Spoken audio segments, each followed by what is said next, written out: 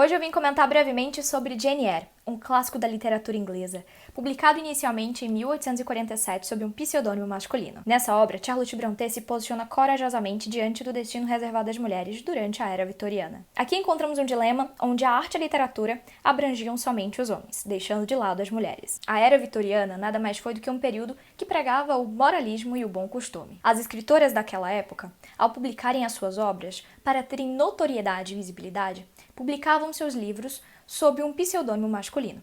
Assim foi com Charlotte Brontë, Emily Brontë e inicialmente também até com Mary Shelley e algumas outras autoras daquela época. Naquela época, a sociedade, digamos que era limitada às mulheres. E embora este livro tenha sido escrito durante uma época em que as mulheres não tinham vez, não podemos considerar Jane Eyre como um livro feminista. E nem de longe nós podemos fazer essa atroz afirmação de que Jane Eyre é um livro feminista, porque ele não é. E embora Jane Eyre tenha sido escrito ali durante o surgimento das primeiras ideias do movimento feminista, nós não podemos dizer que ele contribui para esse pensamento. Charlotte não foi a única escritora da família Brontë.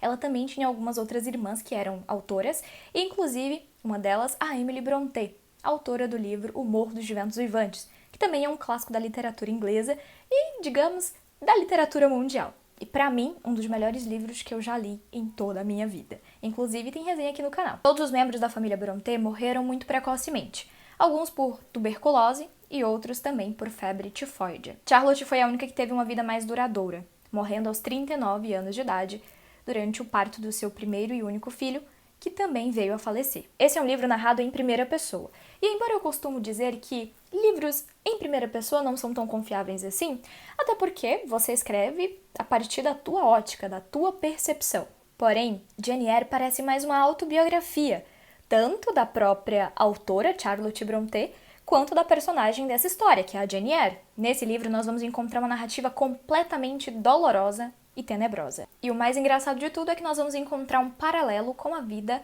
da Charlotte Brontë. Sabe aquela frase de Gustave Flaubert? Emma Bovary sou eu? Pois é, podemos dizer que Jane Eyre é Charlotte Brontë. Jane Eyre é uma narrativa trágica, cruel, amarga, dolorosa, marcada por infelicidades e também por um desejo de felicidade. Nessa história nós teremos um romance de construção, com episódios tenebrosos, uma vida interior complexa, dilemas morais e até mesmo um clima de suspense e terror. E tudo isso eram características marcantes da literatura vitoriana. Podemos destacar aqui alguns dos clássicos da Era Vitoriana, como O Retrato de Dorian Gray, do Oscar Wilde, Frankenstein ou Prometeu Moderno, da Mary Shelley, além, é claro, de O Morro dos Ventos Uivantes, da Emily Brontë. Ambas as obras mencionadas possuem em seu envolto uma fumaça trágica, gótica e até mesmo assustadora. Nós vamos acompanhar os estágios de vida de Jane Eyre, desde a sua infeliz infância até mesmo a sua vida adulta, que, digamos, não tão feliz assim também. Jane vai perder os seus pais ainda muito nova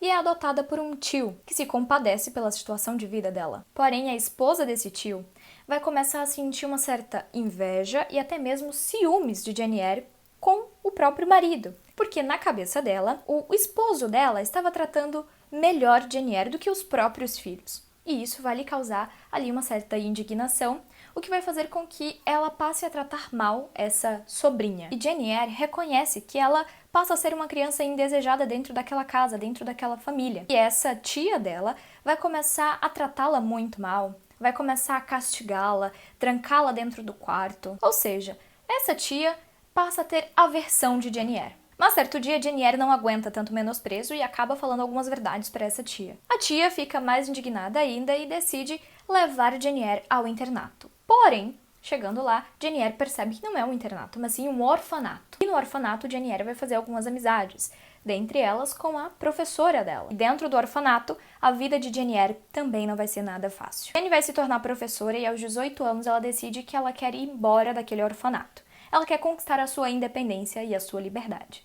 E então ela decide anunciar num jornal que ela está procurando por uma oportunidade de emprego, digamos assim. Ela já possuía experiência com crianças, sabia francês, era boa na arte, na pintura, enfim.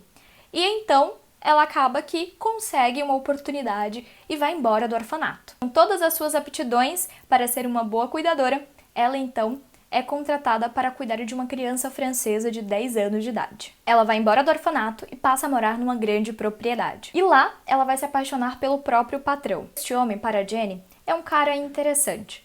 Não tão bonito assim, mas é um cara estranhamente atraente. Aparentemente, ele é um cara sarcástico e muito mal-humorado. Eu particularmente diria que ele é um cara esquisito. E o seu patrão também passa a gostar de Jenny Eyre. Vai surgir uma oportunidade de um baile, onde esse patrão dela vai se fantasiar de cartomante e ele vai chamar Jenny Eyre para conversar. O intuito dele é saber se o que ele sente por Jenny também é recíproco. Essa não é uma história linear. Ela tem muitos altos e baixos e muitas reviravoltas. Além, é claro, de ser também uma história muito tenebrosa. Nessa mansão, à noite, Jenny Eyre vai ouvir algumas risadas estranhas. Vai haver também tentativas de assassinato durante a noite. Jenny quase chegou a se casar com o seu patrão.